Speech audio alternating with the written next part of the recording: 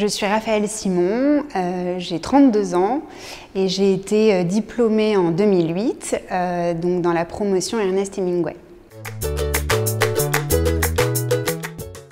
J'ai passé 5 ans à Lille, je suis rentrée en première année, après un bac S et 1 an de prépa HEC. J'ai ensuite passé ma 3e année à l'étranger à Guadalajara, au Mexique. Donc ça m'a permis de découvrir ce pays et cette culture et aussi ce système universitaire qui est très différent du système français. Et ensuite en 4e année, j'ai donc continué mon cursus en politique, économie et société et en 5e année, je me suis spécialisée en master métier du journalisme.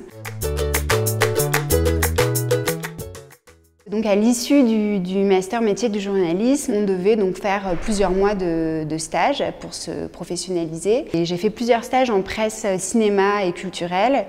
Et ensuite j'ai fait un stage plus long à la rédaction de Trois Couleurs, qui est donc le magazine cinéma dans lequel je travaille aujourd'hui. Et donc ce stage a été très formateur parce que j'avais énormément de missions en fait. J'ai réalisé beaucoup d'interviews, j'ai écrit beaucoup de critiques, d'articles, etc.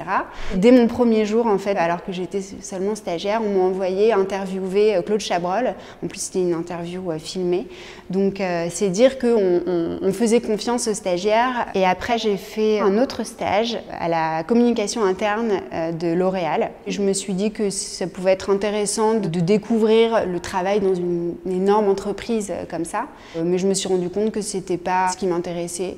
Et après ça, j'ai été embauchée dans une boîte de production qui s'appelle Storybox Press en tant que chef d'édition pour des émissions de mode et d'art de vivre.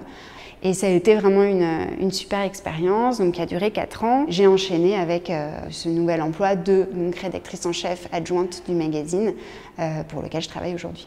Alors moi, je conseillerais aux étudiants de commencer à faire des stages le plus tôt possible et de ne pas attendre la 4e ou la 5e année pour faire des stages, parce que les stages, ça permet de se conforter vers une voie ou non d'ailleurs.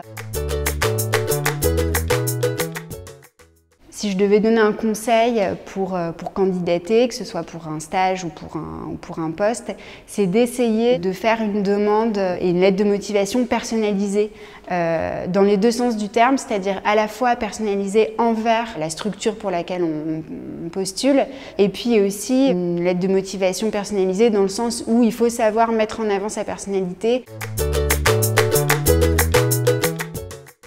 Donc, je suis rédactrice en chef adjointe du magazine Trois Couleurs, qui est un magazine de cinéma et de culture mensuel et gratuit, qui est édité par les cinémas MK2. C'est une petite rédaction et donc mes tâches sont très vastes. Je m'occupe avec la rédactrice en chef à la fois d'établir le chemin de fer, c'est-à-dire de voir des films et de décider des sujets dont on va parler dans le magazine, de commander ces sujets aux journalistes et de les corriger. Il y a aussi tout le suivi avec la régie publicitaire, parce que étant donné qu'on a un magazine gratuit, on est financé par la pub. Donc il y a aussi la partie purement journalistique qui consiste à écrire des articles, à réaliser des interviews, et puis il y a tout un travail aussi de management et d'encadrement de cette équipe. Aujourd'hui, ponctuellement, il m'arrive de réaliser aussi des documentaires. J'en ai co-réalisé un l'année dernière pour la chaîne Planète. Et là, je suis en train d'en co-réaliser un deuxième sur le mythe du grand amour aussi pour la chaîne Planète. Et puis, je réalise aussi depuis une dizaine d'années maintenant, je crois, des fiches de lecture de scénarios pour Studio Canal. Un gros plus de la formation à Sciences Po Lille, en tout cas moi ce que ça m'a apporté je crois, c'est d'avoir à la fois un esprit de synthèse et puis aussi une rigueur et une forme d'exigence intellectuelle.